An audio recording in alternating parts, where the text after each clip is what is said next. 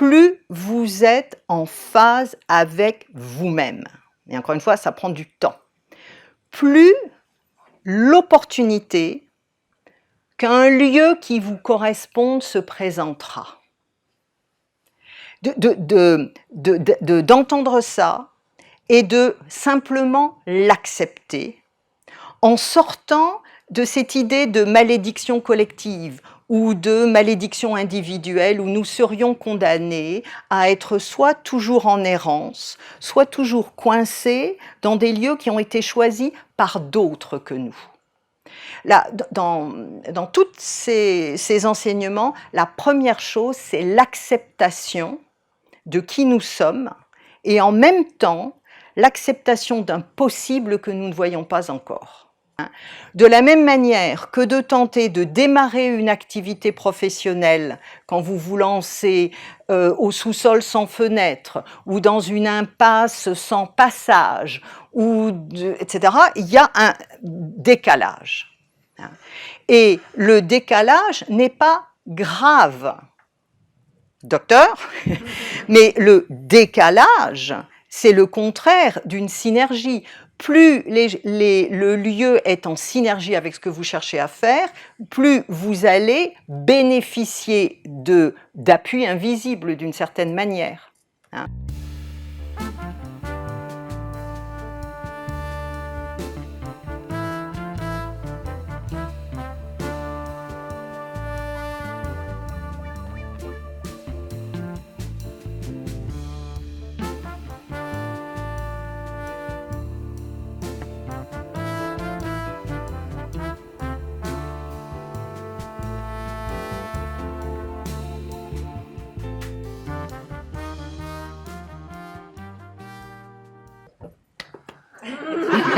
Start.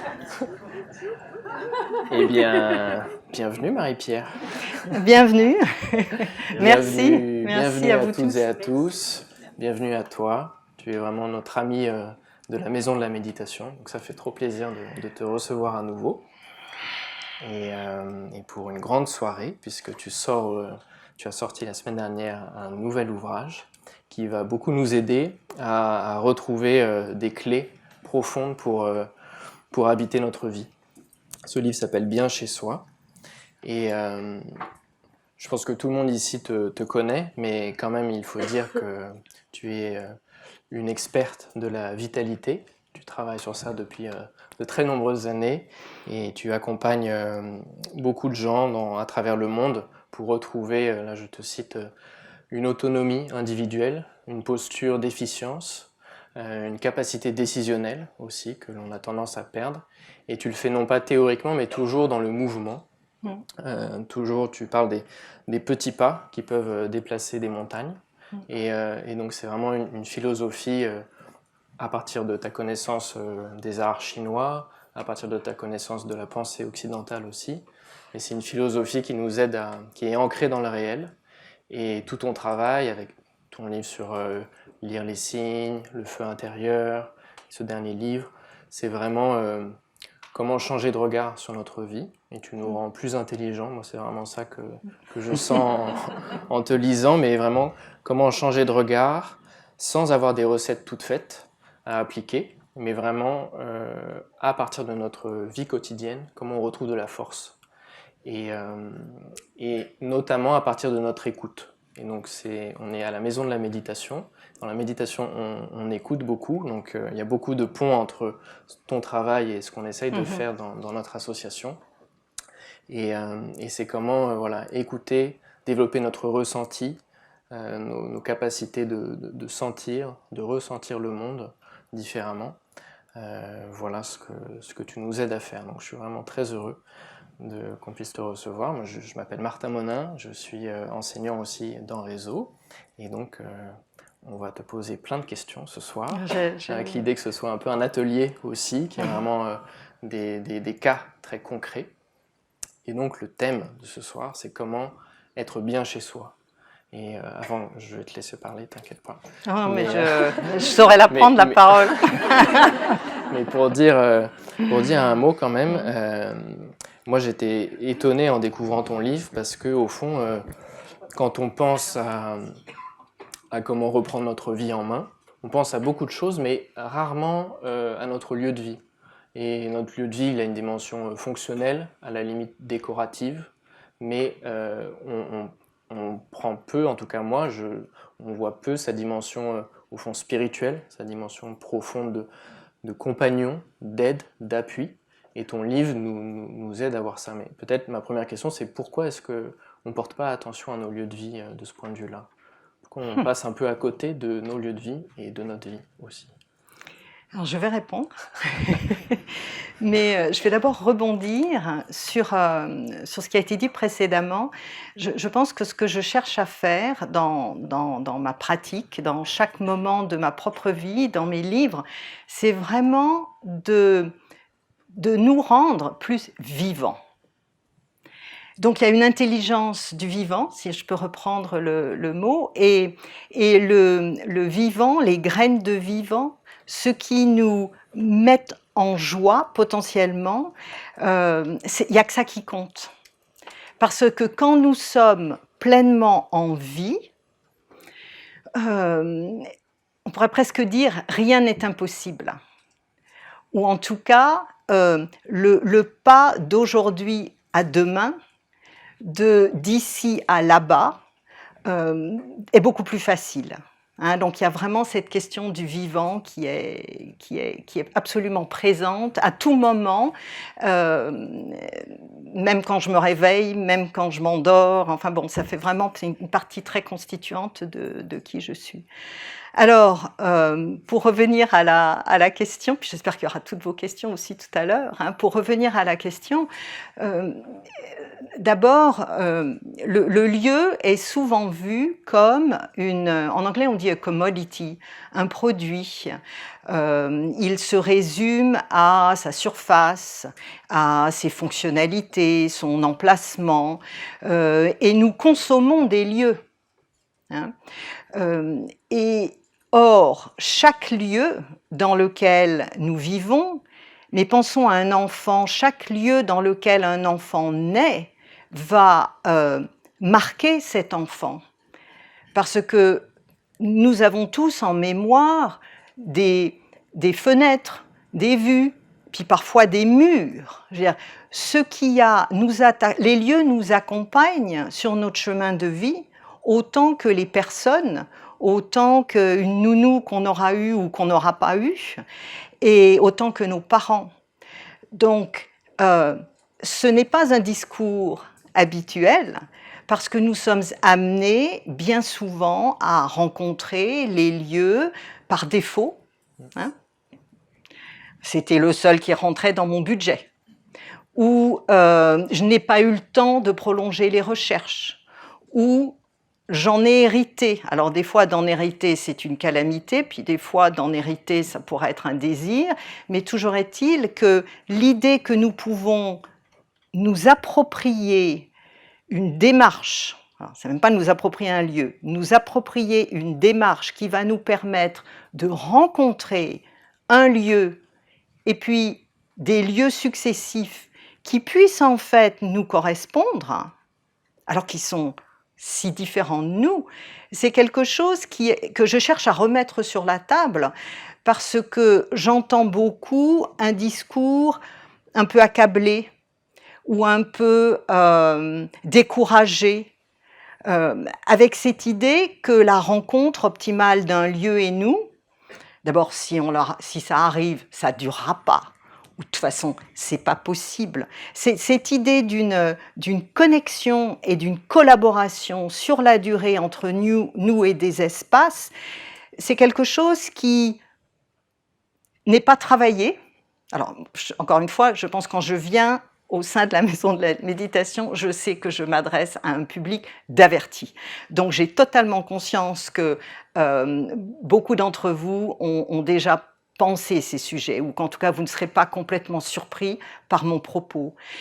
Mais le lieu est vu comme inerte,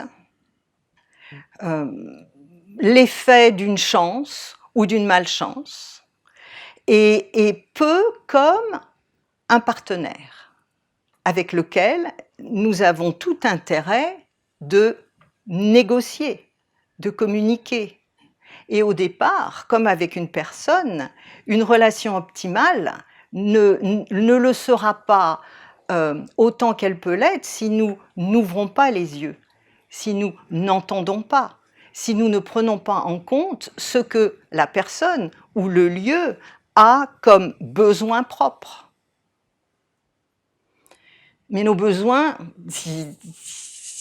ils occupent de l'espace. Le lieu, lui, arrive avec sa personnalité, ses propres besoins, et mérite qu'on en parle. La réponse était longue pour la première question. Hein. Ça nous a fait un petit peu... Mais justement, on voit là, on voit tout ce qui est fascinant avec ce que tu proposes.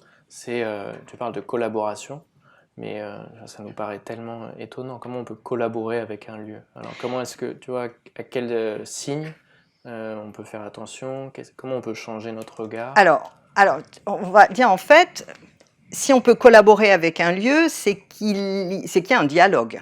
Il est difficile de collaborer en absence de dialogue. Et je dirais que les lieux parlent. Ils parlent. Vous êtes tous d'accord, hein? Ils parlent. Ils parlent comment? Pour ceux et celles qui n'envisagent pas du tout ou sont rétifs à l'idée d'une collaboration possible, le lieu, qui souvent préexiste avant notre arrivée, il est déjà là, avant que nous arrivions. Hein. Il nous voit venir. Bon, on arrive en coup de vent, il y a l'agent, il y a là, bon, et puis celui-là, oui, il y a ça qui ne va pas, il y a ça qui ne va pas. Bon, ok, il nous voit venir. Puis des fois, il nous voit même revenir. Elle est toujours en train de critiquer, hein. Bon, ok. Toujours est-il que, en l'absence d'une attention au lieu, comme s'il était, j'exagère tout de suite là, on n'est encore qu'au tout début, une personne, hein, il va savoir nous parler par défaut. Comme par exemple, quelques mois après l'emménagement, ou des fois ça peut se passer très vite, des années après, une fuite d'eau. Une fuite d'eau.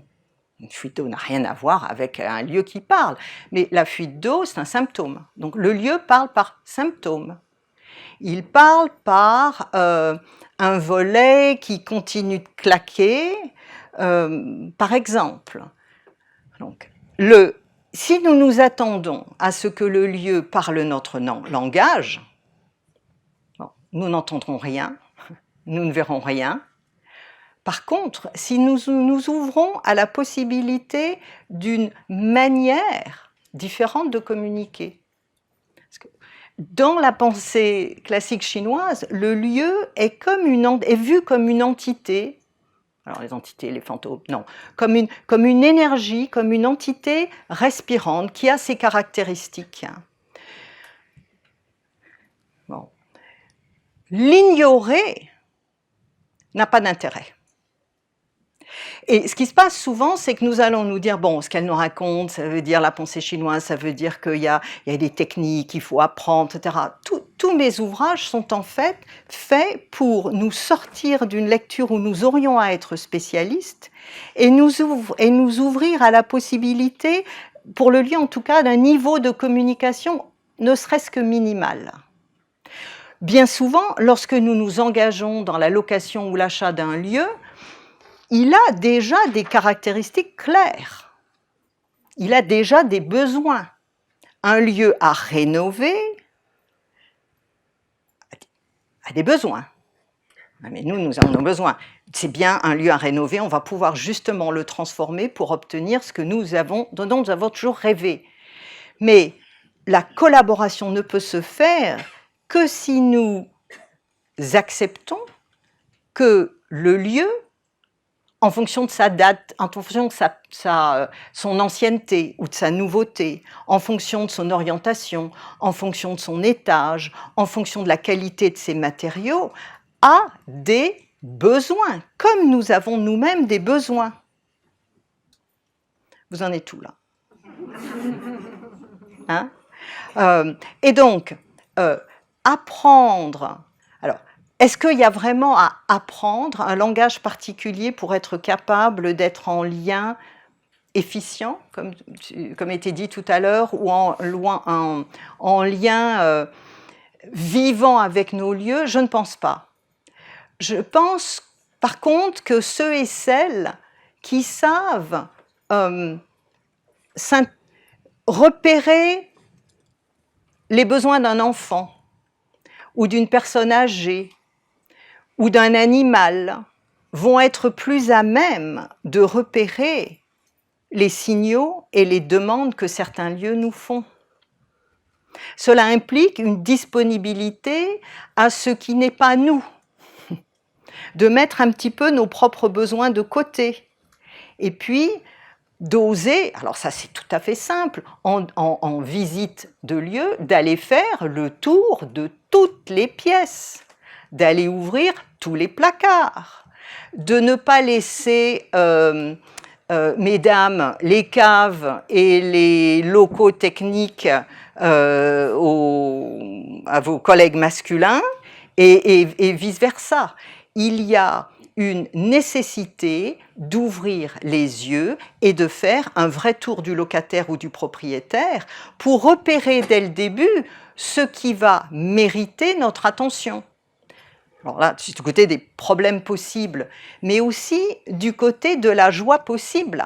Parce que si nous réduisons le choix d'un lieu aux surfaces, au nombre de pièces, aux fonctionnalités, et nous ne passons pas le temps qu'il faut devant chaque fenêtre. Les fenêtres des lieux que vous louez, occupez, y compris au niveau professionnel, sont des vues sur le monde. Elles connectent à certaines lumières. Et je suis souvent surprise, alors quoi qu'on puisse le comprendre, de la rapidité avec laquelle les personnes visitent les lieux pour la première fois. Pas vous, les autres. Et donc, or, si l'on ose aller vers l'idée d'une collaboration, d'une relation, parce que les lieux vous voient grandir, les lieux vous voient vivre, les lieux sont le témoin des hauts et des bas de vos vies. Et comment est-ce qu'ils influent justement sur nos vies? Eh bien, il y en a qui pèsent plus que d'autres, sur notre budget, par exemple. Il y en a qui nous permettent d'avoir tous les matins, dans la chambre à coucher, la lumière que nous aimons le plus. Si vous êtes du soir et que vous n'avez jamais la lumière d'un coucher de soleil, soit rentrant directement chez vous, ou soit parce que vous voyez un coin de coucher de soleil, vous voyez la lumière de la fin de l'après-midi dehors, ce lieu vous parlera, métaphoriquement, moins qu'un autre. Et cette question-là, elle m'amène au point suivant. Comment rencontrer un lieu avec lequel nous allons avoir une relation de qualité durable, énergisante, si nous laissons de côté notre propre connaissance des conditions physiques qui nous donnent de la force? Les conditions physiques qui me donnent de la force, ça veut dire quoi? La qualité du matelas, ce que je mange, bien sûr, mais ce que toute cette pensée dit ou affirme, c'est que nous nous nourrissons aussi des lumières, nous nous nourrissons aussi des espaces dans lesquels nous vivons. Donc si nous ne nous approprions pas, et parfois ça se passe par essai et erreur, une liste finalement des types d'environnements qui nous conviennent plus que d'autres. Ça veut dire quoi? Certains d'entre nous sont mal à l'aise dans du béton. Certains sont très à l'aise dans du béton. Certains ont besoin du bois, de la présence du bois, que ce soit en parquet ou parce que vous avez les arbres. Donc, moins nous, on va le dire autrement, plus nous ignorons les aliments énergétiques qui ont à voir avec l'environnement dans lequel nous sommes capables de fonctionner. Je pense à quelqu'un devant moi qui, s'il n'avait pas la proximité de ses pommiers, n'aurait pas la même énergie quand il vient sur Paris.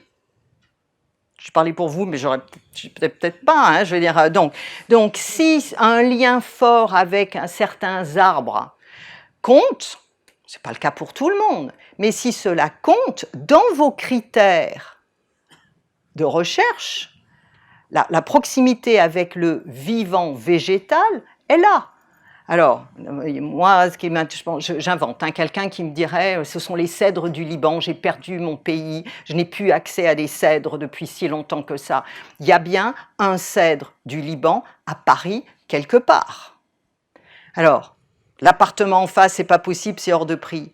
Mais d'aller dire bonjour à ce cèdre, que vous allez finir par trouver, avant de vous lancer dans une recherche, ne sera pas anodin, va vous permettre, alors là ça va paraître surprenant, hein, mais va vous donner alors que vous n'êtes pas au Liban, va vous donner une connexion, va venir nourrir quelque chose qui a été perdu, permettant, ne serait-ce que temporairement, un nouvel ancrage dans une ville d'accueil. Donc là, ce que je pose, c'est le fait que les lieux ont des besoins qui ne dépendent pas de nos propres besoins. Plus ils sont anciens, plus il y a des besoins de maintenance, il y a des besoins d'entretien, il y a des besoins parfois même de mise à jour, et ne sous-estimons pas ces besoins.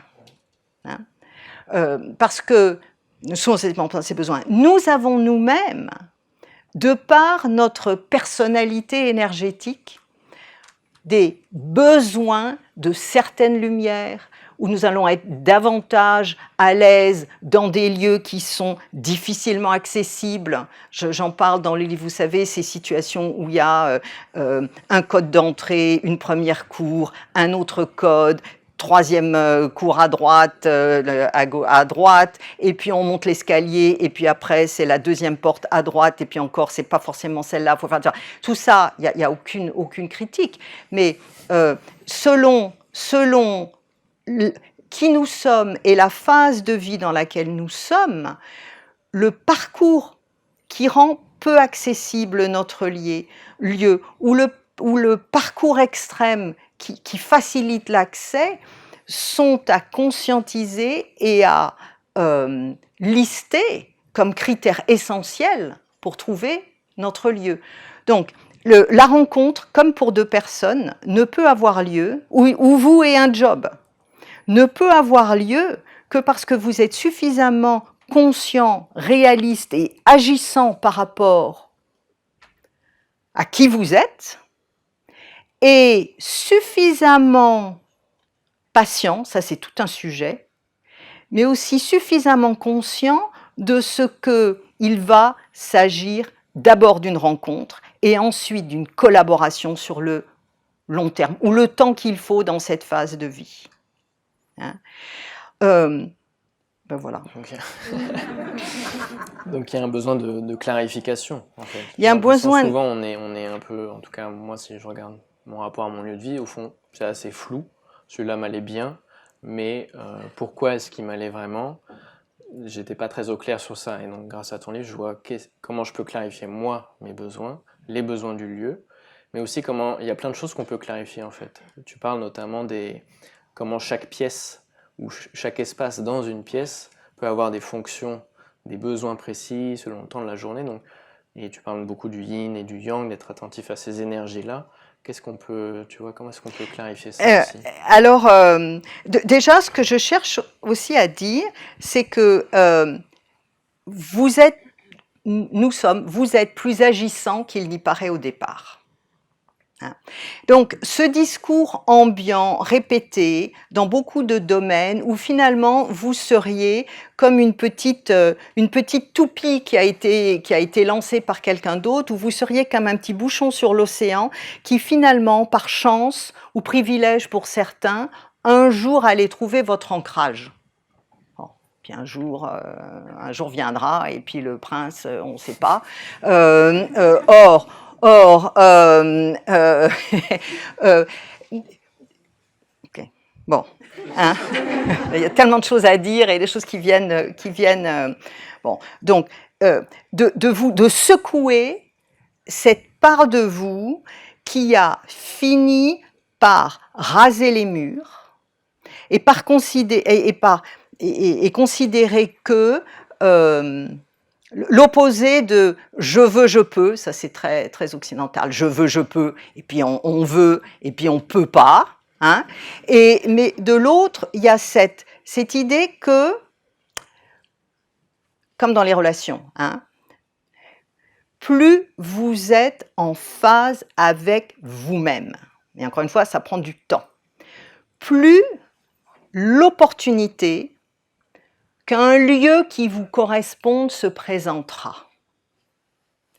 D'entendre ça et de simplement l'accepter en sortant de cette idée de malédiction collective ou de malédiction individuelle où nous serions condamnés à être soit toujours en errance, soit toujours coincés dans des lieux qui ont été choisis par d'autres que nous. Là, dans tous ces enseignements, la première chose, c'est l'acceptation de qui nous sommes et en même temps, l'acceptation d'un possible que nous ne voyons pas encore. Là, simplement, cette fois-ci, on parle du lieu.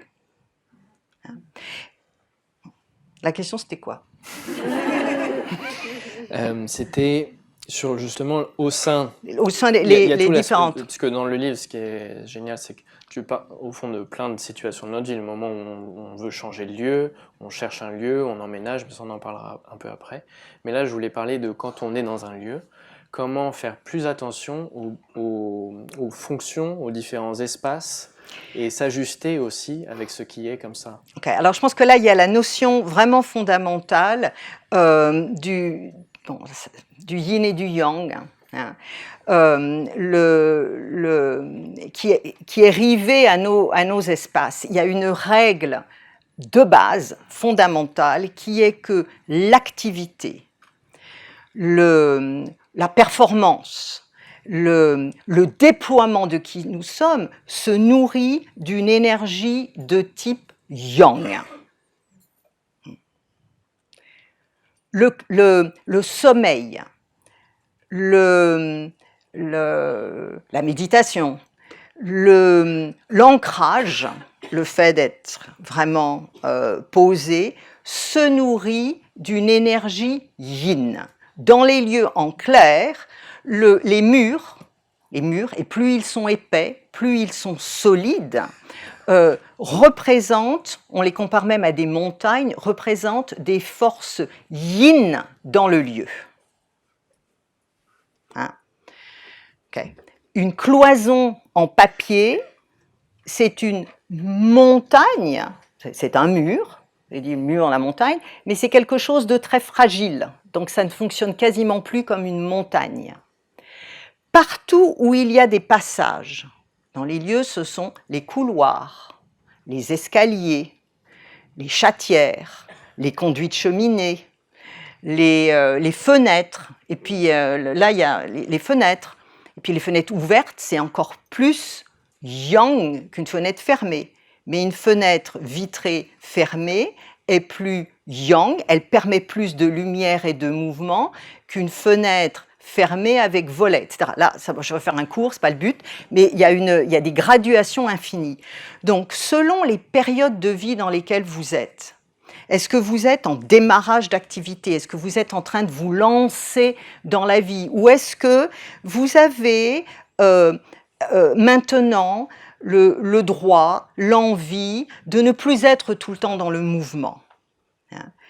Selon, et puis là, pareil, il y a des graduations. Hein. Donc, selon la phase de vie dans laquelle vous êtes, selon l'objectif, selon ce que vous cherchez à accomplir, le lieu, par ses qualités plus ou moins yin ou yang, et je simplifie à l'extrême, va être plus ou moins accompagnateur ou plus ou moins empêcheur d'avancer. On va dire, mais ça, yin, yang, ça veut dire quoi? Alors, un exemple, de dormir au premier étage, sur rue, dans une chambre, au-dessus d'un restaurant, avec un néon, ou au-dessus d'une sortie, entrée, ça va dans les deux sens, de parking, etc. On a une fonction qui est destinée, la chambre à coucher, en général, qui est destinée à dormir, qui est décalée par rapport à ce que le lieu naturellement permet. Hein. De la même manière que de tenter de démarrer une activité professionnelle quand vous vous lancez au sous-sol sans fenêtre ou dans une impasse sans passage, etc., il y a un décalage. Hein. Et le décalage n'est pas grave, docteur, mais le décalage, c'est le contraire d'une synergie. Plus le lieu est en synergie avec ce que vous cherchez à faire, plus vous allez bénéficier d'appui invisible d'une certaine manière. Hein. Maintenant, alors, Maintenant, au sein d'un même appartement ou maison, vous allez avoir des pièces qui sont plus yin ou yang que d'autres.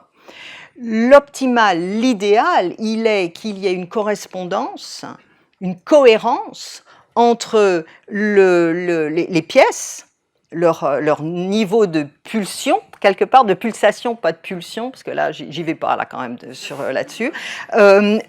Plus il y a synergie entre la fonction du lieu et ce que nous cherchons à y faire, et c'est totalement modulé par les pièces, plus nous allons être plus nous allons bénéficier d'un coup de pouce du lieu.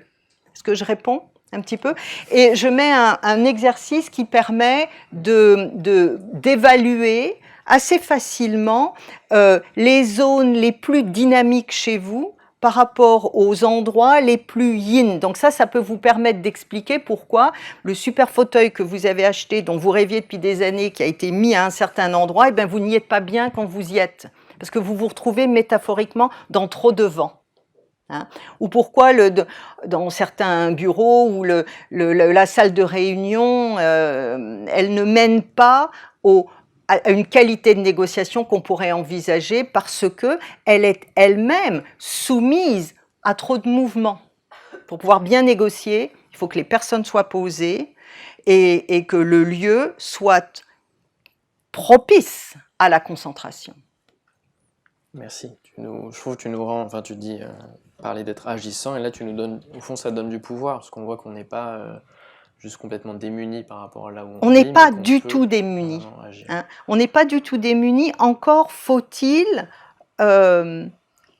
avoir entendu, peut-être une fois dans sa vie, une lecture qui sort les lieux de leur anonymat, de leur soi-disant neutralité énergétique.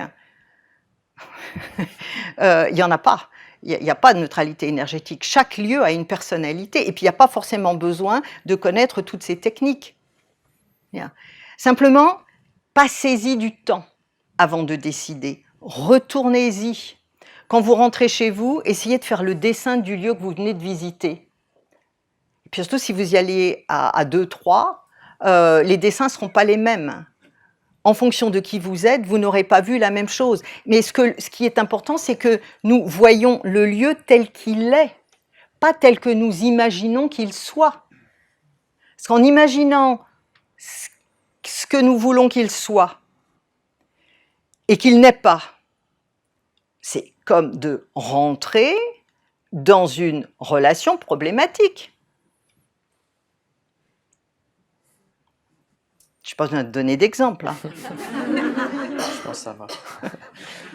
Moi, il y a un chapitre que j'aime beaucoup dans le livre qui s'appelle « Marquer le territoire » et qui va aussi dans cette idée justement de reprendre du pouvoir Et là, ce qui est beau, c'est qu'on voit comment, avec notre lieu, c'est un appui, comme tu dis, un compagnon, qui nous aide, nous aussi, à grandir. Et peut-être à voir, parfois on ne marque pas bien son territoire, parfois on ne sait pas dire non, on ne sait pas poser de limites. Et là, tu nous aides dans le livre à la fois à le faire dans notre lieu, à le comprendre, à l'envisager pour notre lieu, et du coup à le faire pour notre vie. Mais je veux bien que tu en dises un peu plus. Alors, quels sont les parents de jeunes enfants qui ont des portes de chambre à coucher qui ne ferment pas à clé? Ou qui ne ferment pas? Personne ici?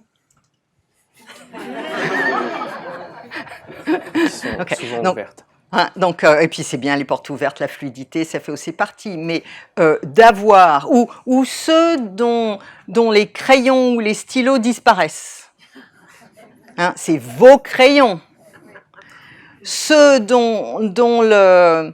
On a souvent à table, autour de la table de dîner, on a souvent sa chaise préférée. Surtout quand on est parfois seul, etc.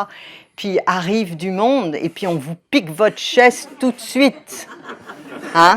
Et puis bon, on est sympa, on veut pas de conflit, et puis on est vraiment civilisé, donc on va surtout pas râler. Et bon, c'est ma chaise, c'est mon fauteuil. Bon, c'est pas sympa ce que je dis, etc. Bon, mais l'effet répété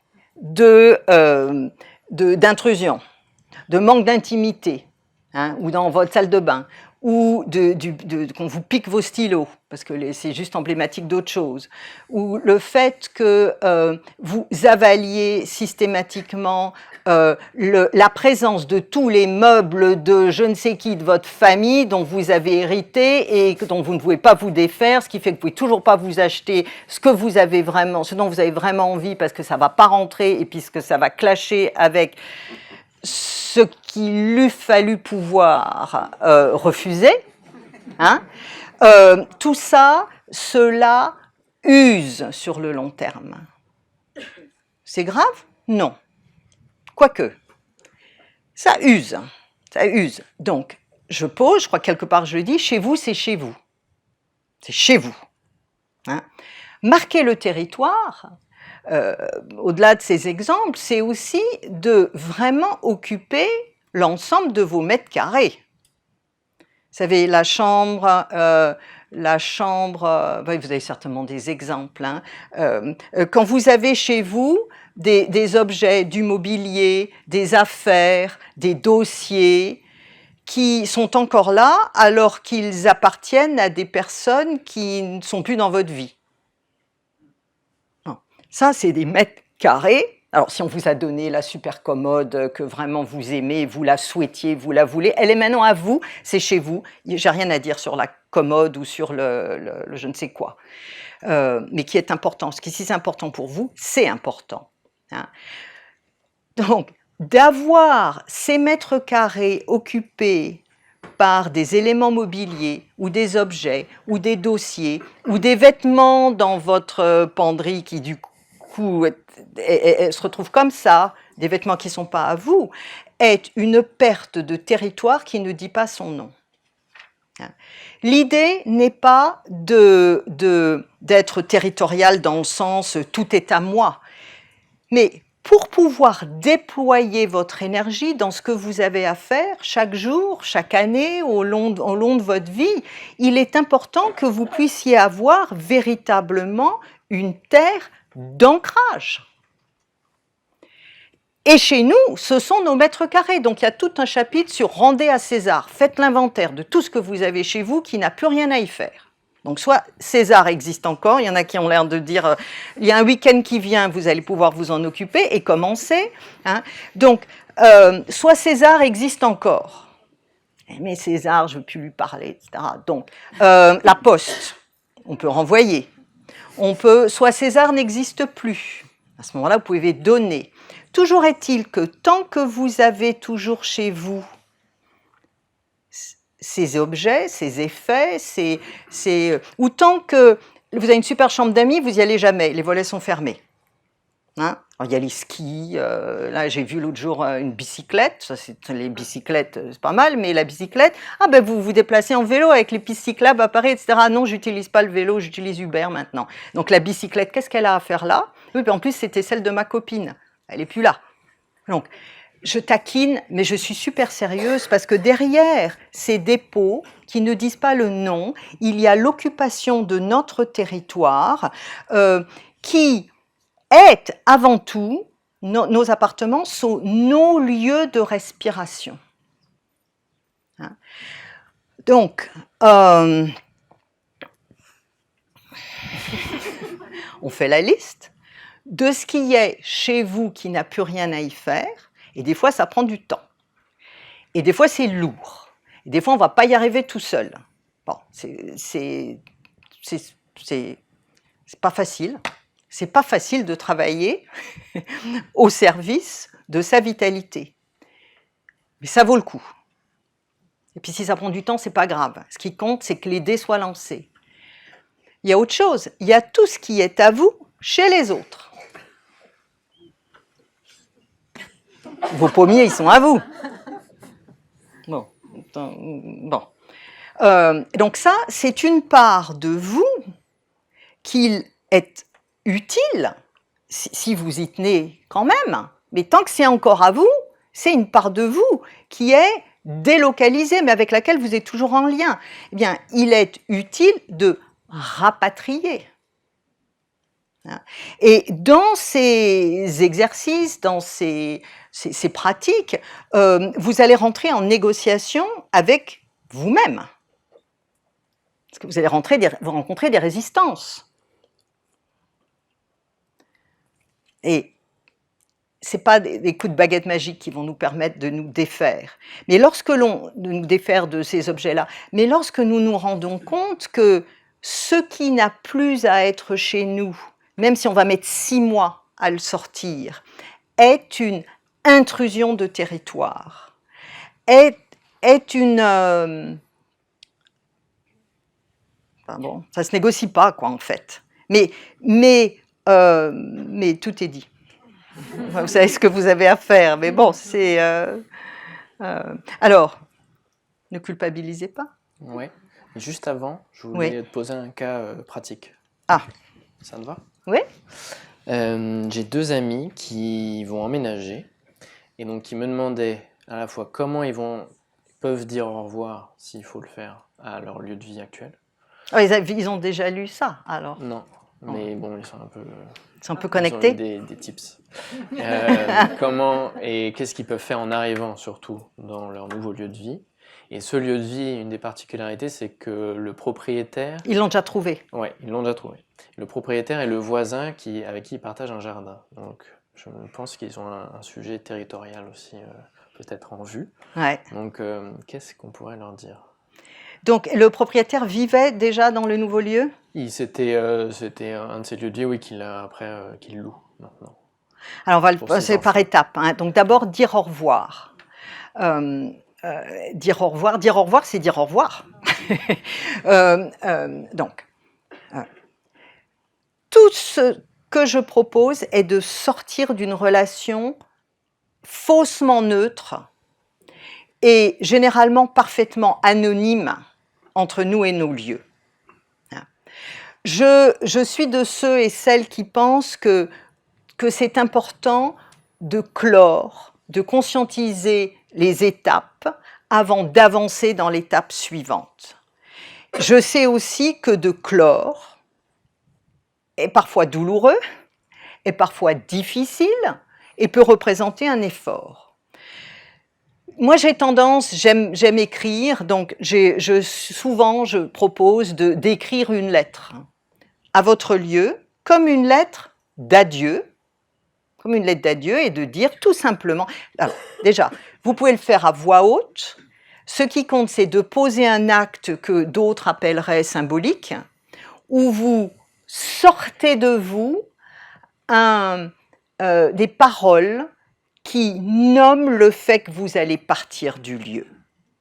Ça peut tout à fait se dire à voix haute. Alors, selon ceux et celles qui vivent avec vous en l'absence ou en présence du conjoint ou des amis, enfin bon, ça peut se faire de dire à voix haute, au lieu, je t'annonce que je suis prête à partir et je vais aller à tel endroit, dire au revoir, c'est remercier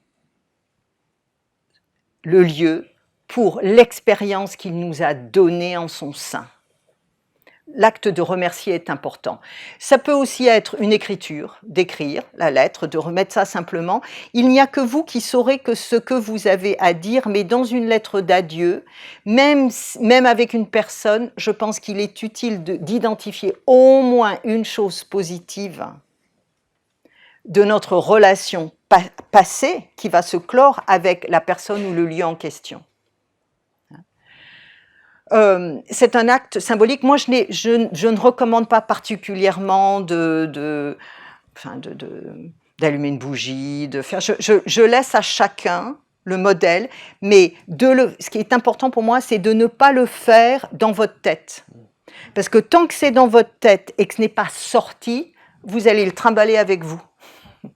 Donc, c'est de déposer un hommage au lieu qui vous a accompagné pour 3 mois ou pour 10 ans, de le faire. Donc ça, on l'acte. Et en fait, certaines personnes me disent « ouais, c'est simple », puis elle a toujours ces histoires de lettres, etc. C'est simple, bon.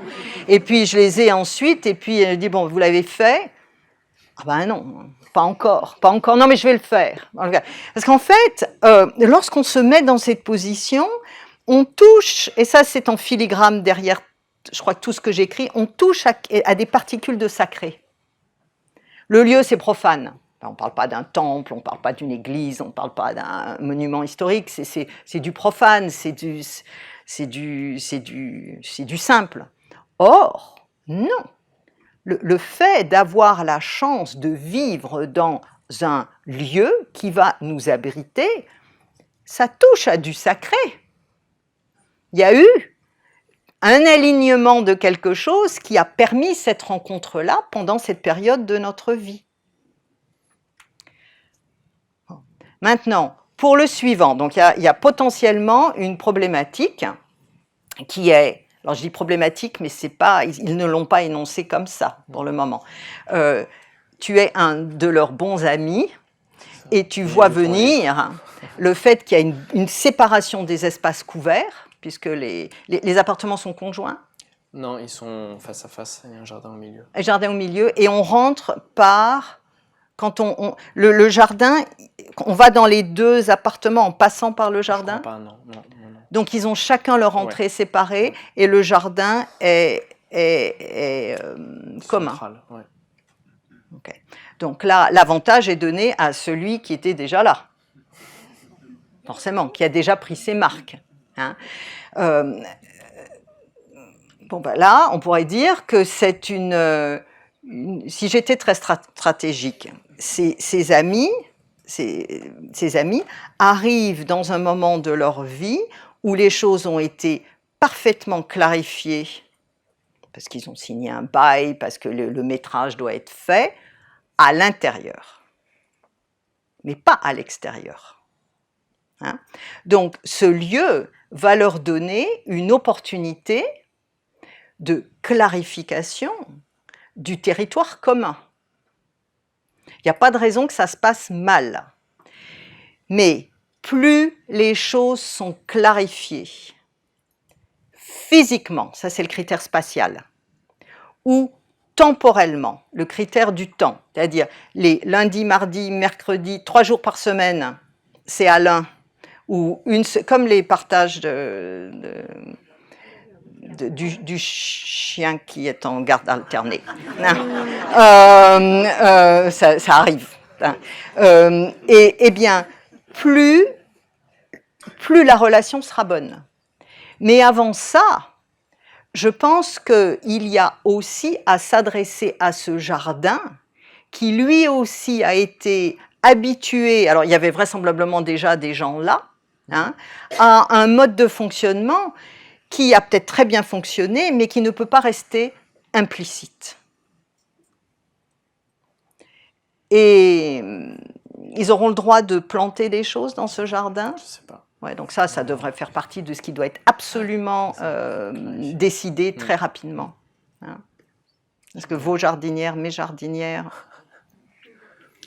Avant qu'on vous laisse la parole, j'imagine que vous avez beaucoup de questions aussi, mais je voulais te demander si tu voulais bien nous guider dans un petit exercice, parce qu'il y a un chapitre qui est très fort aussi dans ton livre, où tu parles de nos racines coupées, ou un peu ensevelies, avec des lieux qu'on a connus, ou parfois des lieux qu'on n'a pas connus, qu'on a perdus. On peut penser à tous les gens qui doivent migrer de façon forcée, mais voilà, ça peut être dramatique ou pas, ou ça peut être des choses très simples aussi, mais voilà, des lieux auxquels on n'a peut-être pas dit au revoir, et qui pourtant nous marquent encore.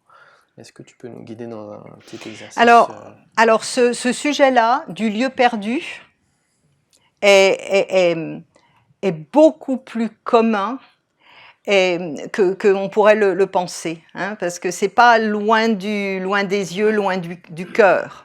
Et d'autant plus qu'à l'heure actuelle, avec tout ce qui se passe, mais depuis en fait des centaines d'années, hein, la perte de territoire, la destruction du lieu de vie fait beaucoup plus de dégâts que nous le pensons. C'est pas parce que vous avez retrouvé enfin un appartement fonctionnel, qui a de l'eau courante, qui fait chaud et que vous retombez sur vos pieds, que vous ne portez pas la mémoire et la perte, le deuil de lieux que vous avez perdus ou dû quitter. Que c'est parce que votre pays, vous avez dû partir de votre pays, ou parce que, enfant, vos parents ont déménagé sans forcément vous mettre dans le coup, parce que si en plus, avec tous les critères, trouver le nouvel appartement, etc., si en plus il faut demander aux 3 enfants ce qu'ils en pensent, et puis, etc., on ne va pas s'en sortir. Mais moi, je peux constater dans ma pratique les dégâts sur le très très long terme, comme des fissures dans nos âmes, parce que nous avons laissé des lieux aimés derrière, sans avoir eu le temps et la possibilité de leur dire au revoir. Hein, ça, il ne faut pas le sous-estimer. Hein. Donc les lieux que vous avez aimés, que vous avez perdus, ce que j'ose affirmer, c'est qu'il est encore temps de leur parler. Il est encore temps de leur dire au revoir, même si vous ne les verrez plus jamais. Ça peut paraître surprenant, mais c'est important parce que cette démarche, elle n'enlève pas le deuil, mais elle rend légitime un deuil impossible, et elle nous enlève ce sentiment d'être faible parce qu'on n'arrive pas à passer dessus. Mais bon sang, si vous avez perdu votre maison, ou votre pays, ou une certaine vue, ou une certaine senteur, une certaine qualité de lumière, c'est une perte colossale. Énergétiquement, vous le portez longtemps. Alors, l'exercice serait de, est-ce que l'on peut le gommer? On ne peut pas gommer ça, mais on peut, parce que l'on conscientise la perte, parce que l'on conscientise la perte et que l'on entend que nous restons à jamais, je vais être émue, connectés au lieu que nous avons perdu ou qu'on nous a volé. Ce lieu-là, même s'il a été démoli, même si la maison ancienne, elle est maintenant, c'est un parking de supermarché, etc., le sol sur lequel elle a été construite, l'humus, même à 1,50 m, c'est encore le même que celui que nous avons conçu. Bon. Ça va ? Que nous concevons encore dans notre mémoire. Et chaque fois qu'il est possible,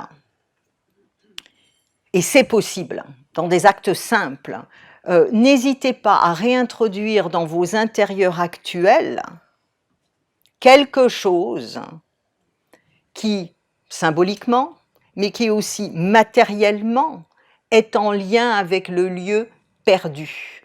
Hein. Ça peut être, alors on peut dire c'est plus simple si vous avez un jardin, mais c'est simplement différent. Ces fleurs de pivoine que vous aviez en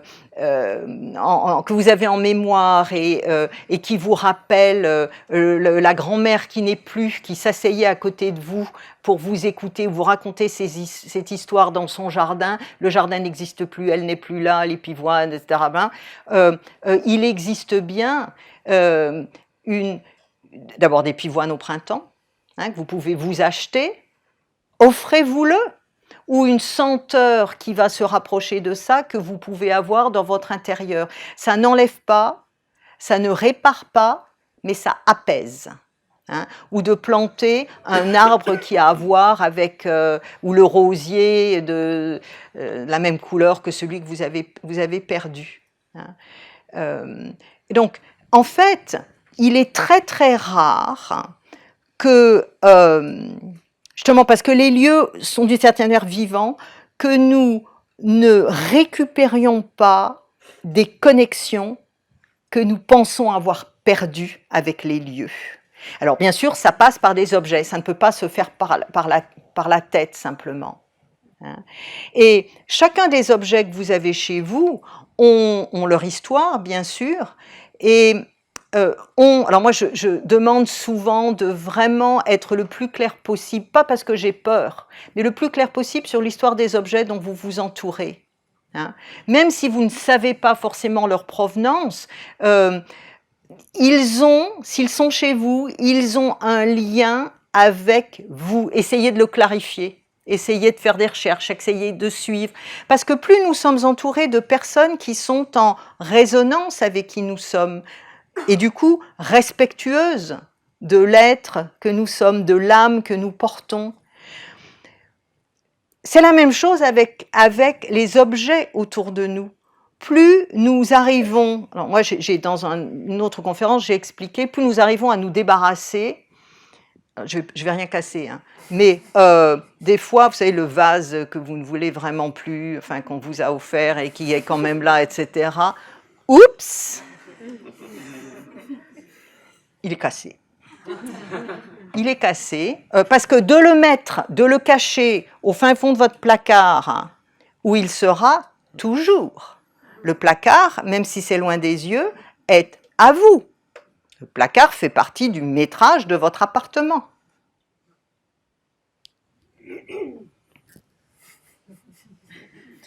Qu'est-ce que tu vas dire à tes amis, en fait?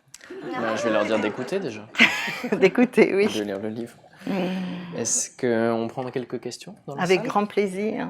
Alors, est-ce qu'il y a un micro qu'on peut faire passer? Vous pouvez lever la main si vous avez une question pour Marie-Pierre. J'adore les questions, allez-y s'il vous plaît. Et Sophie va faire passer le micro. On va juste vous donner un micro pour... Comment on dit bonjour à une maison? Comment on dit bonjour à une maison? Le plus, c'est tellement simple que je vous remercie de me le faire redire. Alors, ça dépend si on a du monde avec soi.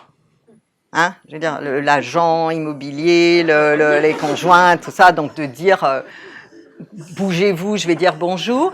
Mais moi, en fait, je me prépare à aller sur le lieu avant même d'y être. Déjà, c'est-à-dire que ce lieu que je n'ai pas encore rencontré mérite déjà mon attention bien avant que je sois à son seuil.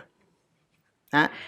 Puis j'ai une capacité d'écouter ce qu'on me dit, mais je suis centrée vers ce lieu que je vais rencontrer. Ensuite, eh bien, soit vous arrivez à faire en sorte de vous retrouver seul, et vous témoignez, ça peut être par un sourire, mais d'être heureux d'être là, même si déjà vous vous dites, ça va peut-être pas être pour moi, mais il mérite néanmoins que vous lui disiez bonjour.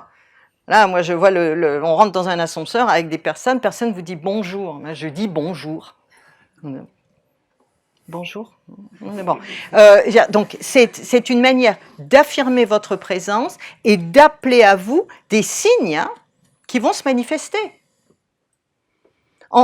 C'est une manière d'acter le fait que nous sommes présents à l'espace autour de nous. Étant présents, nous allons repérer des informations que nous pourrions ne pas voir. Parce que le lieu, il est comme nous. Il a intérêt à mettre sur la table tout de suite les cartes. Ça peut être surprenant, mais bon. Donc, plus tôt nous clarifions, mieux c'est. Donc, on dit bonjour en disant bonjour. Tout simplement.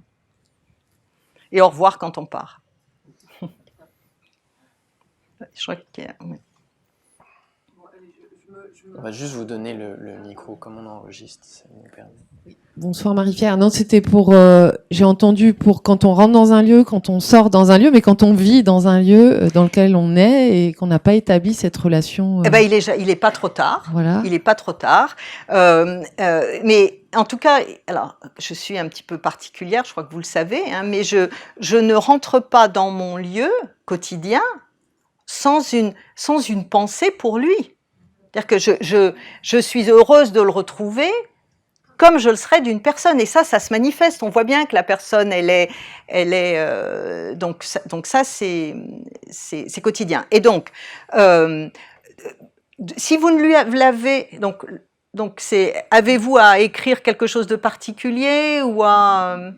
Bah oui, comme je travaille beaucoup de chez moi, oui, j'ai sûrement beaucoup de choses à. Alors, il y a toujours échanger. la question, vous y êtes bien chez vous? Oui, très. Vous êtes bien chez vous, donc il y a pas forcément à faire quoi que ce soit. Alors oui, mais il y a par exemple, il y a des infiltrations, il y a des problèmes, voilà. Alors moi, ce soir, vous allez rentrer, Oui. hein, et vous allez lui dire de ma part, hein, je suis sérieuse, hein, vous allez lui dire de ma part que les infiltrations, ça commence à bien faire, hein, que vous avez compris qu'il y a une attention à porter, que effectivement, dans tout ce que vous... Demain, on est vendredi, on n'est pas encore samedi, on est vendredi. Donc demain, jeudi, oui, on est mercredi. Donc il y a encore 2 jours, cette semaine, mais vous allez lui dire que vous allez vous occuper d'identifier vraiment ce qui continue à dysfonctionner. Mais la seule chose à lui dire, alors vous allez faire ça, lui dire, c'est que vous avez conscience de sa souffrance. Je veux dire, une plaie qui saigne, c'est de la souffrance. Des murs qui sont imprégnés d'eau, c'est une peau qui souffre. Juste ça. Du coup, ça va. Oui, non, mais parce que je suis en Oui, je suis en copropriété, donc mais ça change rien en fait. Hein. Oui. Ben là, vous travaillez, oui. vous travaillez. Là, vous renforcez le lien avec votre lieu, ce qui fait de vous deux personnes, je peux pas le dire comme ça, mais ce qui vous donne une force supplémentaire pour aller ensuite négocier.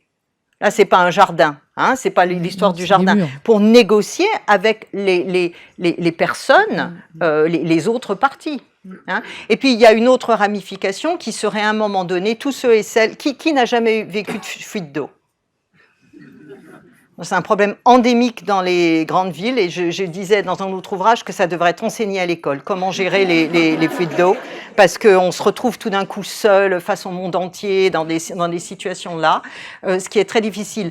Mais arrive aussi un jour où nous ne sommes plus chahutables par des fuites d'eau. Parce que finalement, ce travail, vous regardez un drôle d'air, ces exercices, parce que la fuite d'eau, qui est un vrai problème, c'est pénible, bon, on a tous des histoires à raconter, mais c'est en fait un exercice de positionnement personnel face à l'adversité. Bon. Notre attention aux lieux dès le départ, lorsque nous les découvrons, avec l'habitude, moi je pense à certaines personnes, elles vont tout de suite repérer l'état des canalisations. Tout de suite, parce qu'il y a eu tellement de situations précédentes que nous développons... Enfin, c'est pas de la magie les fuites d'eau, hein, c'est des histoires de maintenance qui n'ont pas été maintenance, comment on dit en français, qui n'ont pas maintenance, qui n'ont pas été d'entretien, qui n'ont pas été faits régulièrement. Hein. Donc arrive un jour où vous pourriez, de ma part aussi, dire à l'univers que ce type de problème, ça suffit dans votre vie. Et le fait que vous l'ayez dit à l'univers va peut-être vous mettre en force supplémentaire à la réunion de copropriété pour dire ça suffit aussi.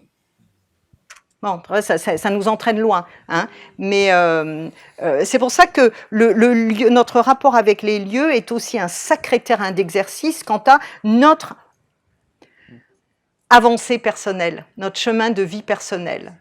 Hein. Il y a certaines personnes que je rattrape par les bretelles lorsqu'elles sont prêtes à s'engager dans la rénovation qui est en fait une ressuscitation je veux dire, aux extrêmes urgences de lieux qu'il conviendrait mieux maintenant de laisser à leur juste mort. Vous savez, enfin, hein, c'est pas sympa pour le lieu, mais votre énergie à vous, votre vitalité est plus importante que la survie qu'à un cas du lieu. Puis votre compte en banque qui vous sera reconnaissant. Vous savez, ces maisons qu'on ne finit pas de rénover, parce qu'elles trouvent toujours encore autre chose à nous faire rénover. Hein? Un jour, vous pouvez aussi dire non. Donc, une autre question. Vous êtes tout prêt? Oui, merci, parce que c'est peut-être un peu dans le prolongement. Ces fuites d'eau, admettons, est-ce que c'est toujours l'objet d'un manque de maintenance ou ça peut être parfois comme des révélations, des messages aussi, pour entrer en lien avec les habitants? Mais en fait, c'est lié. C'est ça, c'est lié. C'est-à-dire qu'après, ce que je sais et que j'affirme, c'est que la réparation, les situations d'être sans arrêt en mode d'avoir à réparer quelque chose. Le lieu, au départ, sa fonction, c'est une fonction d'écrin, un écrin. C'est une fonction protectrice et c'est une fonction de tremplin. Un lieu dans lequel on est bien nous prend peu de force, ce qui fait que nous pouvons en accumuler davantage. Nous avons donc, c'est très logique, davantage de force pour faire ce que nous avons à faire dans cette vie-ci. Donc à moins que vous ayez un karma destiné à la réparation des fuites d'eau, ce que je pense n'est pas possible, nous avons à un moment donné à nous positionner par rapport à ça. Alors, par contre, il y a différents types de catastrophes qui peuvent arriver dans les lieux, que ce soit par l'eau, que ce soit par le feu, qu'il y ait un niveau d'interprétation possible quant au message, bien évidemment, mais je refuse de faire des interprétations générales, parce que dans ce mode de lecture qui vient de la Chine ancienne, toute personne est absolument unique, tout lieu est absolument unique, et cette relation entre un individu et le lieu est absolument unique. Donc une interprétation générale ne sera pas forcément juste. Par contre, vous n'avez pas forcément besoin, d'un expert ou de quelqu'un d'extérieur pour vous interroger sur ce que les larmes d'un lieu, c'est de l'eau, ont à dire. On peut faire une analogie entre un lieu qui pleure ou des gouttes à gouttes et puis des larmes que vous n'avez pas encore su sortir ou pu sortir. Bon, mais après, je ne veux pas être trop en interprétation. Puis, ce qui compte pour moi, c'est que nous aguerrissions, nous gagnions en discernement pour ne pas nous mettre nous-mêmes dans des gueules de loup. Les lieux sont là pour être nos alliés. Nous ne sommes pas là pour être leurs esclaves. Ça va? Okay. Donc je vais le mettre. Ouais, voilà, ok. Donc lundi, ma fille a trouvé sa maison. On avait travaillé avant pour qu'elle soit attentive à ce que le lieu lui renvoyait, donc c'est ok. Par contre, il y a aussi un puits. Et donc, ma question était relative au sol. Ce puits n'est plus en fonction, mais on ne sait pas, peut-être qu'il peut encore l'être. Donc, quelle attention porter au sol et au sous-sol, pas aux caves, mais vraiment à la terre qui porte le lieu. Et le puits, il est visible? Le puits est visible, on a ouvert, on voit, a priori. Il y a de l'eau. Il y a de l'eau, il y a une très vieille pompe, mais dont les propriétaires et l'eau, elle est glauque, elle est... Elle est loin, donc j'ai pas pu évaluer vraiment dans quel état. Donc là, il y a déjà une information qui... Donc la maison lui plaît. Oui. Okay.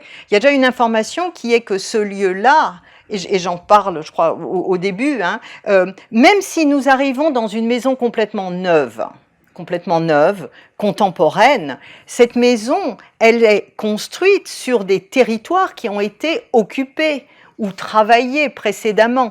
Donc le lieu actuel par ses fondations, et là il y a la trace du puits, nous connecte à des générations passées, à des savoir-faire anciens, à des histoires précédentes.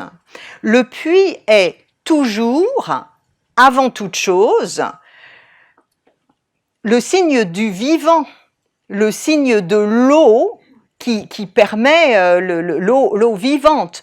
Donc, à chaud comme ça, ce que je peux dire, c'est que de rentrer dans cette maison, c'est à la fois de saluer la maison, mais aussi d'avoir une pensée pour ceux et celles qui ont vécu là il y a bien longtemps et qui ont même creusé ce puits. Puis les animaux qui étaient là. Donc là, on n'y pense pas forcément non plus, mais il y a aussi une connexion au fil du temps grâce au lieu. Hein, et souvent, je fais presque la boutade, nous avons l'impression d'être seuls, si vous emménagez seul dans un lieu, mais en fait, le lieu lui-même est là, on n'est pas seul, le lieu est présent, mais nous sommes immédiatement connectés à toutes ces lignées, ceux et celles qui ont vécu dans le quartier, qui ont vécu là. Et avant de partir dans des frayeurs et dans des craintes, les lieux sont habités, et puis il y a les âmes, ceci, et puis c'est dangereux. Si nous arrivons avec une attitude respectueuse et curieuse de ce qui s'est passé avant, la cohabitation a de grandes chances d'être favorable. Maintenant, comme il y a de l'eau, bon, ce serait quand même bien de faire venir un spécialiste, d'essayer de vérifier, ou en tout cas d'avoir des informations sur la qualité du mortier, enfin du puits. Et puis peut-être, il y a un jardin du coup ? Oui, il y a un grand terrain. Et donc du coup, elle peut peut-être même réactiver ce puits pour arroser son jardin. Oui, c'était une des questions qui se posaient. Je pense qu'un puits, c'est un sacré signe de vitalité. Ok, merci. Je vous en prie. Bonsoir. Puis l'eau va devenir de plus en plus nécessaire. Hein. C'est bien d'avoir son puits. Même s'il y a des pollutions, ouais, c'est ce que j'allais dire, et puis les PFAS, enfin bon, tout le reste. Mais bon, il faudra le tester, mais pardon. Bonsoir, j'ai une question sur les lieux hybrides. Quand on fait du télétravail, on a souvent par exemple un salon dans lequel il y a une table à manger qui va se transformer en bureau. Oui, oui. Et a priori, quand on souhaite travailler et donc être productif, on a envie d'énergie yang. En revanche, quand on est dans un salon où on va se reposer dans notre lieu de vie, on a plutôt envie d'une énergie yin. Comment est-ce qu'on peut jouer avec ces deux polarités en fait au sein d'un même lieu? Alors, merci beaucoup pour cette question. Et ça pose aussi la question des espaces petits. Où on a la partie nuit et la partie jour dans un studio par exemple.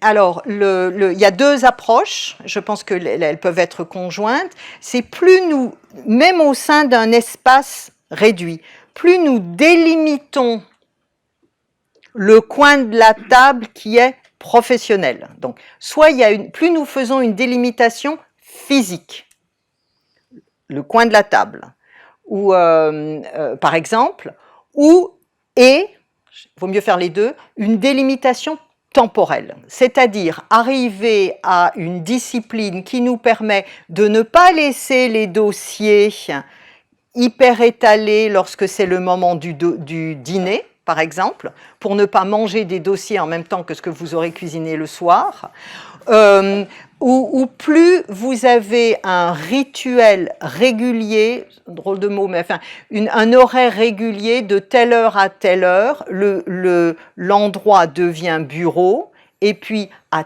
telle heure, il reprend ses droits. Hein. Donc, c'est pas, dès lors, ce qui est considéré comme étant problématique, c'est quand il y a contamination des espaces. Donc, la contamination des espaces, parce que du coup, les dossiers sont là tout le temps, ils sont sur le canapé, enfin bon. Et donc, plus nous sommes rigoureux dans la répartition des fonctions, temporelles ou spatiales, moins il y a de contamination, moins il y a plus c'est clair. C'est-à-dire que je sais pas, vos amis arrivent ou votre conjoint arrive et on voit bien que les dossiers sont encore là, elle est encore en mode travail ou autrement. Et ça fonctionne très bien. Dans des petits espaces, que l'on peut faire, c'est aussi de marquer au sol ou dans un studio, le tapis à côté du lit est vraiment la partie nuit. Bonsoir. Moi, j'avais une question sur les déménagements. Je suis un peu une spécialiste parce que moi, j'ai 50 ans, j'ai déménagé à peu près 24 fois dans ma vie. Donc d'abord un peu subi puisque c'était mes parents. Mais finalement, j'ai continué après. Pas pour les mêmes raisons. Et donc, oui, je voudrais savoir quelles sont les interprétations possibles. Parce qu'en fait, on dit que c'est un des plus grands traumatismes. Peut-être pas pour vous, si. Ça a l'air d'aller, là. Ouais, moi, je l'ai plutôt bien vécu. Je l'ai plutôt bien vécu. Enfin, après, il y a des choses que j'ai cru bien vivre et j'ai compris après. Oui, évidemment, sur le nombre, mais, bien sûr. En tout cas, c'est vrai que pour moi, j'aime beaucoup les lieux, j'aime beaucoup l'architecture. Donc, c'est vrai que à chaque fois, c'est une sorte de nouveau départ. Mais bon, peut-être qu'à un moment, il faudra me stabiliser. Enfin voilà, je ne vais pas faire mon cas personnel, mais la symbolique du déménagement m'intéresse. Voilà. Alors, je vais répondre, mais il y a une règle fondamentale en toute chose. Quand tout va bien, on ne change rien. Okay. Donc, il n'y a pas d'a priori, en tout cas dans ce mode de lecture, sur le fait que de rester très longtemps au même endroit est problématique ou de déménager tout le temps serait problématique. Ça dépend. Okay.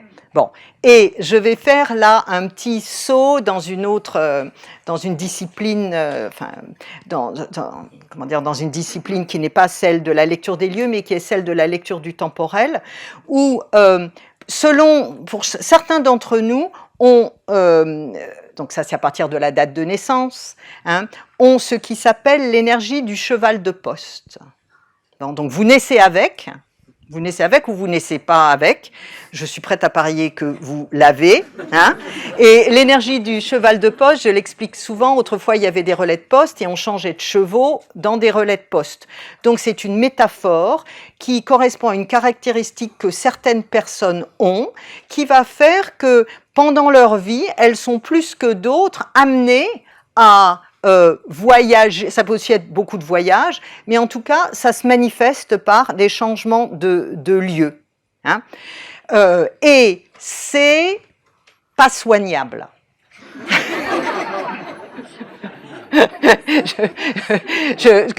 D'abord, c'est pas du tout une maladie, et je compatis parce que j'en fais l'expérience dans ma propre vie. C'est ça. Mais quand on a cette qualité, cela presque vous prédispose, j'aime pas dire les choses comme ça parce que je pense pas que la vie soit vraiment écrite, il y a des caractéristiques qui sont écrites puis après on se débrouille avec ces caractéristiques, mais ça vous prédispose à être plus hungry, plus affamé que d'autres de l'énergie du lieu suivant. Parce que comme chaque lieu va nous apporter, tout à l'heure je disais certaines lumières, mais va contribuer à nos expériences de vie. Je vais revenir sur un petit exercice là-dessus. Je suis trop longue, ça va ? Je suis un peu longue. Je suis très longue. Bon, du coup, on va prendre son temps encore plus. On va être encore plus yin. Okay. Pour vous, cette capacité d'être plus mobile que la moyenne est une garantie de pouvoir être vivifié de manière régulière par des lieux suivants.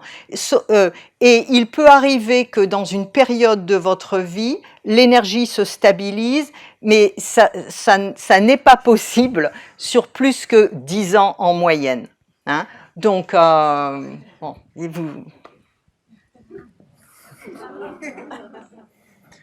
On va prendre encore une dernière question. Ce sera là pour que la soirée continue ensuite.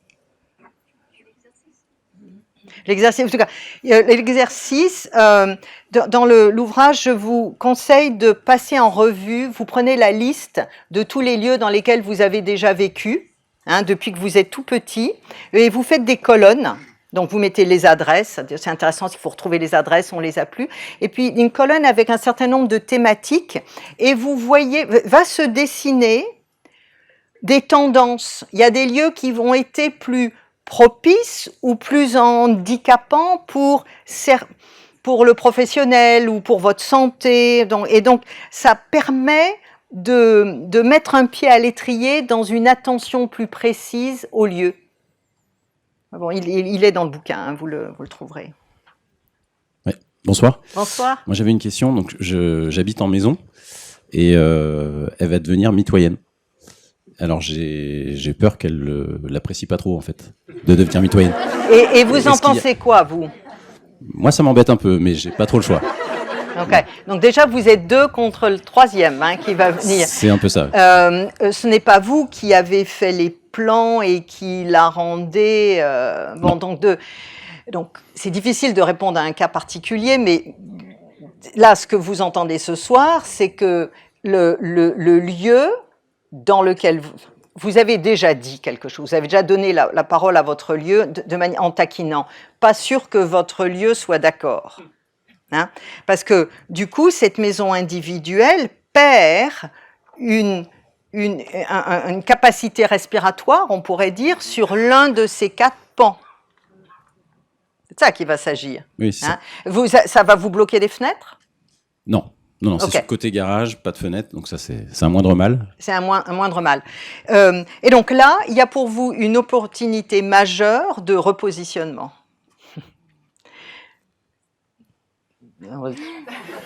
Merci.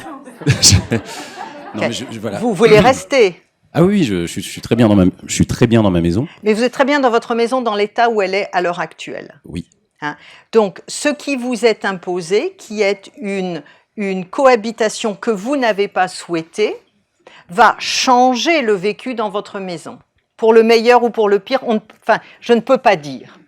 Vous avez été consulté pour ce choix? Après, oui. Après, donc vous n'avez pas été consulté pour ce choix. Non. Vous avez été mis dans le fait accompli. C'est votre propriétaire qui fait cette démarche? Non, je suis propriétaire, c'est mes voisins. Je m'entends très bien avec eux, mais ils sont dans leurs droits, donc il n'y a pas grand-chose à dire. Voilà. Donc, là, on va aller loin. Donc, ça veut dire que leur terrain arrive exactement au ras de votre garage? Exactement. Sur le côté, sur le côté de la maison. Ok. Voilà. Donc... On pourra en discuter après. Ok. Merci. Quand arrive quelque chose de majeur qui va avoir un impact sur 1/4 de la vicinité, un quart de la vicinité, c'est quelque chose qui est imposé. Vous arrivez à un moment donné de pause réflexive quant à votre choix de vie, je veux dire, parce que clairement, certaines lumières n'arriveront plus sur votre maison, même si elles tapaient sur un mur. On se parle tout à l'heure, parce que c'est un cas particulier. Alors peut-être encore juste une. Juste une. Bonsoir. Oui. Ce que je veux dire, c'est que c'est une intrusion. Donc ça pose la question de votre disponibilité à ce moment-là de votre vie dans la tolérance de ce qui est... Vous n'auriez peut-être pas acheté cette maison si le voisin avait déjà construit. Donc, you need to have a reset. Vous avez à vous repositionner. Vous pouvez en discuter avec votre maison ce soir en rentrant de la même manière qu'elle va parler, puis voyez bien ce qui va sortir. Oui. Et puis on va s'arrêter. Oui, bonsoir. Ici. Ah, pardon. Je voulais parler des locations meublées et de l'impact d'entrer dans une location où tous les meubles ont été achetés par le propriétaire. Et dans mon cas, je sais que je n'arrive jamais à décorer ce type de logement. Donc, parce qu'il est déjà décoré pour vous. Voilà. Donc comment faire dans ces cas-là? qu'est-ce qui fait que vous choisissez des meublés? C'est parce que pour le moment, ça correspond à votre budget, à votre... et qu'est-ce que vous avez de vous dans ce meublé, à part vos vêtements? Un seul meuble. Un seul meuble. Et lui, il vous suit de meublé en meublé? Non, là, je l'ai acheté. Vous venez de l'acheter. Donc, c'est la première fois que vous achetez un meuble à vous et que vous l'introduisez dans un meublé. Oui. Quand vous étiez petite, vous viviez dans du meublé aussi? Non. Mais c'était meublé par vos parents? Oui. Oui. Donc, le meuble que vous avez acheté, ce n'est pas un meuble de vos parents. Vous leur avez acheté. Hein? Donc là, ce qui est en train de se passer, c'est la première pierre à l'édifice que vous venez de poser. Hein? Ma réponse n'a de sens que si elle se profile sur le très long terme. Donc aujourd'hui, vous êtes encore tributaire de ce meublé, mais vous avez déjà, comme sur un échiquier, bougé un pion. Hein? Et ce pion, dès lors que vous appréciez ce que vous avez acheté, hein, va être avec vous l'allié pour appeler à vous les suivants, et ainsi de suite. Hein, donc il a une valeur, je vous imagine dans 30 ans, vous direz, ben celui-là, c'était mon premier meuble. Ah oui. Mais il sera entouré d'autres meubles qui seront vraiment les vôtres. D'accord, merci. Il n'y a pas un truc à casser, non, juste... Bon, ben on est obligé de... Oui, mais merci. Il y a quelqu'un qui va pleurer. Alors, très rapide. Le problème, c'est pas vous, c'est moi. De fonction qui est lié à un travail, lorsqu'un logement de fonction qui est lié à un travail rend malade ces 3 occupants. Eh bien, il rend malade les 3 occupants successifs. Ce serait intéressant de savoir si ce qui s'est déjà passé précédemment dans le lieu, hein, et en tout cas prendre... Alors moi, je suis contre la diabolisation des lieux. Je suis contre les situations où c'est toujours la faute de l'autre, c'est la faute du... Bon. Par contre, selon le type de pathologie, et ce n'est pas Et l'appartement souffre aussi. Sans aucun doute, mais aux US, je ne sais pas si y a ça ici, il y a des services municipaux, il y a des tas de choses qui ne vont pas là-bas, mais il y a en tout cas quelque chose qui fonctionne, où l'on peut, dans des cas comme celui-ci, dont je n'ai pas vraiment le détail, où on peut faire venir pour une recherche de poussière, de champignons, de ceci. En tout cas, la solution de s'adapter et de faire le gros dos n'est jamais la bonne. Hein? On s'arrête. Merci. Hein.